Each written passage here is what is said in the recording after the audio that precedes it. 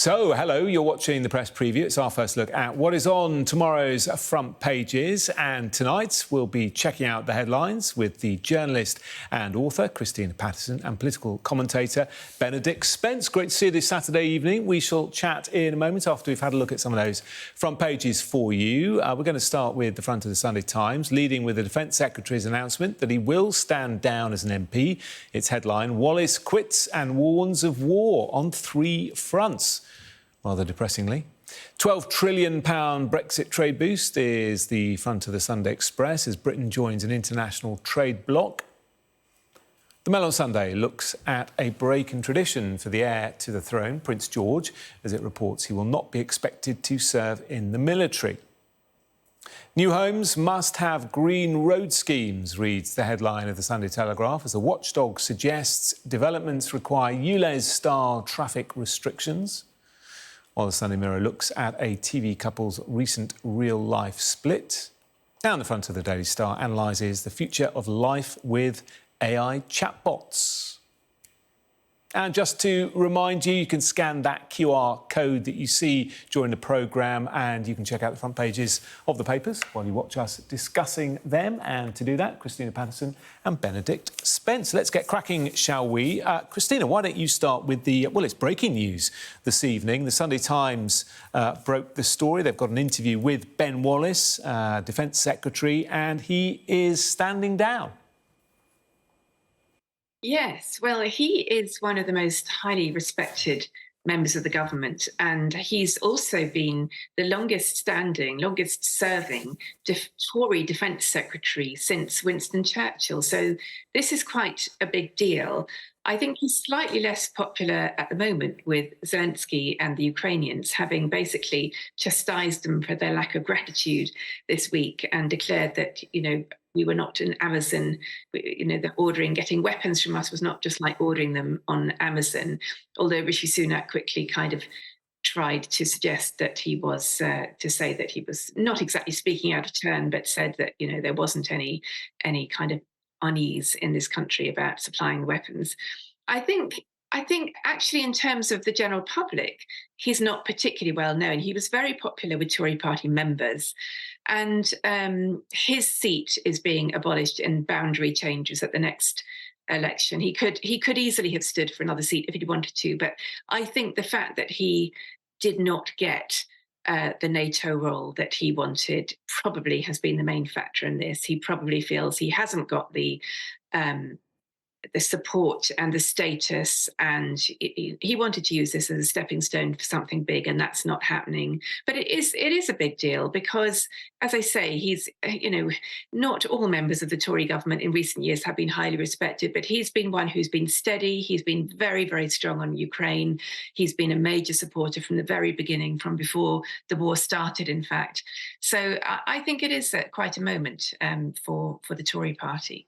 Yeah, big supporter of Boris Johnson as well, wasn't he? Benedict, what do you make of this move? And also, what do you make of his rather dire predictions in this interview with the Sunday Times? Well, I mean, I think that he probably views the coming contest and stint in opposition as something that he could probably, frankly, do without. As Christina's just pointed out, he would have to stand for a new seat, and it might not necessarily be a slam dunk because, of course, he was a big supporter of Boris Johnson, and even competent ministers can pay the price for the wrong allegiance down the line. I think that he possibly is a little resentful of the way that he was sidelined, predominantly by the United States. And that was because he was such a vociferous supporter of Ukraine. Ultimately, the United States felt slightly miffed at the way that he sort of went about his business. They didn't like that. So I can understand why he feels that his race has been run. On the subject of potentially facing war on three fronts, this is, I don't think it's, I don't think that it's foolish to suggest that this could happen. I don't think it's the most likely situation right now. I don't think that Russia is going to want to start a new conflict with NATO. Actually, I think Russia wants to avoid escalating a situation with NATO. A confrontation with China is possible. It's not really in China's interest, again, to start a war with NATO or the United States or Taiwan. It is in a slightly weaker position than I think a lot of people realize. surrounded as it is by so many adversaries, countries like India and Japan that are massively rearming, but it remains a possibility. The interesting one that he talks about is the potential for having to fight wars in Africa, where we know, of course, China has been putting a lot of interest into building infrastructure and gaining interests there. We know that Wagner and Russian forces have a lot of interests there. And of course, we know that across the Sahel region, there's a lot of instability there. And France, having drawn back in the last few years because of the amount of effort that it's had to put in, has left that sort of space wide open. The one that actually doesn't get mentioned, probably not in the next 10 years. But again, this slightly goes under the radar, is the Falkland Islands. Actually, China is making great overtures to Argentina. It is providing it with military equipment, it is providing it with all kinds of infrastructure, and it is building a large naval installation in Ushuaia. This is not something that Argentina has just given up on. And I think that, we don't necessarily want to go all jingoistic and go, the Falklands are going to happen again. Yeah. But it is not beyond the realms of possibility that could also be a conflict that the UK faces within our lifetime, certainly. Are you giving us something new for us all to worry about this Saturday night, Benedict? Thank you for that. Well, staying with military matters, Christina, let's turn to this story in the Telegraph. Ex-soldiers to join Surge Force. Tell us what a Surge Force is. Well, a Surge Force appears to be a kind of cobbling something together because you've cut your army back to the absolute minimum, which in the light of what Ben Wallace has said, and also Benedict just now, is possibly not very wise, given that we appear to be on the brink of significant conflict, if either of them are right. So the idea of this Surge Force is a kind of, well, it almost sounds like a dad's army of former soldiers who will then be on hand should there be a conflict to step in. I have to say, I find all of this quite worrying. This is the latest defence report, which I think must have been signed off by Ben Wallace. I know he's been fighting hard for increases to the budget. I think our army is underfunded in global terms, and it looks as if, particularly in the light of what Putin is up to, and as Benedict says, what China may well be up to, it is worrying that we are shrinking the army. It will be apparently at its smallest since the time of Napoleon Bonaparte, which is really not ideal. But of course, the other factors that are involved here is that war is changing, and enemies are not going to be necessarily people, bodies on battlefields. There are whole of course, the element of cybercrime, but also of cutting infrastructure under the sea, communications networks. So we really need to be fully resourced for this. And it looks from this, if the reports of the report are accurate, it looks as though these are quite significant cutbacks. Yeah, human resources cutting back, and of course we have a shortage of stockpiles of weapons as well, don't we? Listen, I'm going to skip over that one, Benedict, for you, if you don't mind, and go on to the front of the Sunday Express so we can get a few more front pages in. The headline, £12 trillion Brexit trade boost. Yes, it's one of those fabled trade agreements that we were promised a long time ago about how it's going to sort of improve everything post leaving the European Union. And I mean, it remains to be seen whether or not we will actually see £12 billion worth of trade. It would be a wonderful thing if it did happen, and trade is always a good thing. But I do think that it's sort of coming quite late in the day. Brexit happened a while ago, and it has taken some time for a lot of these deals to be sort of put on the table, apart from the ones that Liz Truss sort of co-opted that we already had when we were part of the European Union. I don't think that they'll go very far to persuading a lot of Brexit voters, that the Tory government is necessarily on board, because I think that actually a lot of people, I think they slightly misunderstand what was meant when it was spoken about take back control. There was this idea about how we were going to be able to sort of grab all of these fantastic trade deals all around the world, in the Indo-Pacific, with India, with Africa, and it was all going to be fantastic. But ultimately, if take back control means trade deals a long time down the line, but losing control over things like your borders, your policing operations, and your NHS, I think people will sort of take a step back and go, well, it's not necessarily what I voted for when I voted for Brexit. I thought that there was going to be a little bit more control, broadly speaking. So wonderful, trade deals are always fantastic, but I'm not sure that it's quite the slam dunk that I imagine Kemi Badenoch and the Tories might have once hoped it would be. OK, Christina, I know you've got thoughts on this. I'm going to ask them in the next hour, if you don't mind, because I just want to get this story on the front of the Sunday Telegraph in. It's about new housing developments could get blocked by councillors unless developers agree to introduce low traffic neighbourhoods, the sort of ULEZ schemes that we see around the country.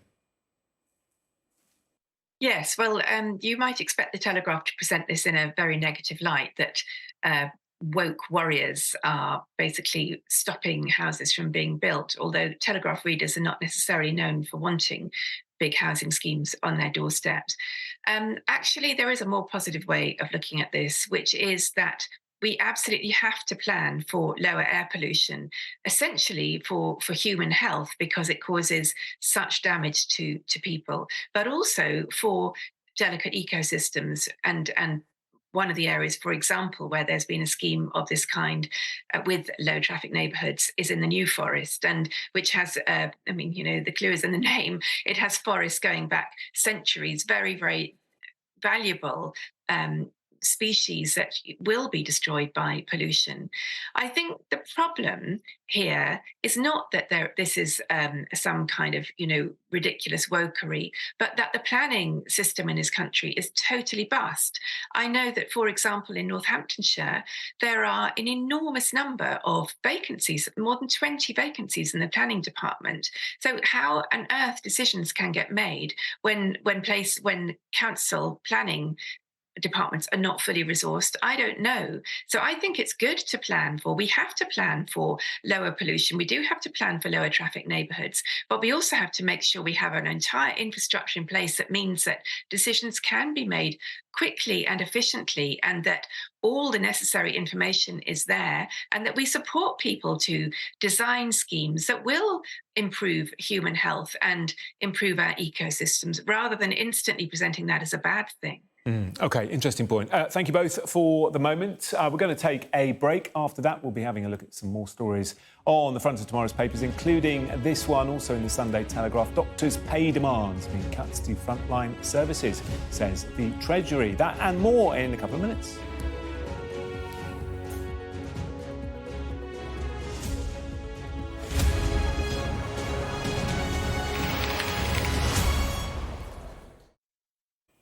Hello again. Benedict and Christina are still with us. We're going to have a look at the front of the Sunday Telegraph once again. Benedict and John Glenn, the Chief Secretary to the Treasury, saying doctors' pay demands mean cuts to frontline services. And this is, it's just the latest story, really, isn't it, in terms of the catastrophe that's sort of happening in our NHS now. It's all sort of grinding to a halt, and you get the situation where so many different branches of the NHS members have been on staff, doctors, junior doctors, GPs, nurses, overpay. And ultimately, aspects of the health service are sort of barely functioning as it is. And to now hear this, that it could, sort of end up affecting frontline issues, it almost makes you sort of roll your eyes and think, oh, wonderful, yet another thing that's going fantastically well. I mean, broadly speaking, we're getting to a point now, having just had the conversation about the armed forces, about how it is that we're going to have to sort of cut back on having standing members of the armed forces and instead have reservists acting as surge forces. This is another example, I think, of how this country is nowhere near as wealthy as it once thought that it was, and it is having to make very difficult choices about what it is that we're able to spend our money on. And I do think it's kind of getting to that stage now where we are having to make decisions over, are we going to prioritize security or are we going to prioritize healthcare? And what will that mean? It will mean ultimately that reforms are needed in how we fund things, or we find another way of raising money from the state. I think you can have conversations about NHS reform to the cows come home. It's deeply unpopular, but I think it is now getting to a stage where it's sort of it's unavoidable ultimately, because people are just not getting the appointments that they need. Waiting times are very large. They're down significantly from what they were at the peak of the pandemic, but they are still unacceptably large. And I don't think that people going into the next general election will accept this, frankly. Yeah, this all comes, Christina, doesn't it, after the 6% pay offer that was on the table, the BMA dismissing that and still sort of wanting their 35%. Well, that is frankly absolutely ridiculous. I have a lot of sympathy for junior doctors, for all people working in the health service. I think they are working in very tough conditions. And during the pandemic, it was incredibly challenging. And I read and reviewed a number of books written by doctors or people in the healthcare system about what it was like on the front line during that time. And many were and remain quite traumatized by all of that. I do think junior doctors have been underpaid in recent years, but this is part of a much bigger crisis, and it is simply unrealistic to give any group of public sector workers a 35% pay rise. And whoever picked on that and as a negotiating strategy understands absolutely nothing about how to negotiate effectively. They have completely shot themselves in the foot. I mean, I think even the most sympathetic member of the public would think that 35% is completely crazy. And John Glenn, the Chief Secretary of the Treasury, has pointed out that within 3 to 5 years of qualifying as a junior doctor, you will be in the top 13% of UK earners. And by the time you're a consultant, if you do become a consultant, you'll be in the top 3% of UK earners, with a very generous pension to go with that. Thanks very much. So I think in the light of everything that's going on in the health service, increasing pay for junior doctors and doctors is really not the top priority. The top priority is resourcing the health service properly. We have one of the worst performing health services in Europe, unfortunately. And it was all very moving, the 75th birthday recently. But the reality is that we're performing very badly. Our cancer rates, our death rates for cancer are much higher than in most European countries. We have a waiting list of 7.4 million. If you go to almost any European country, you will get better treatment than you do in this country. Okay.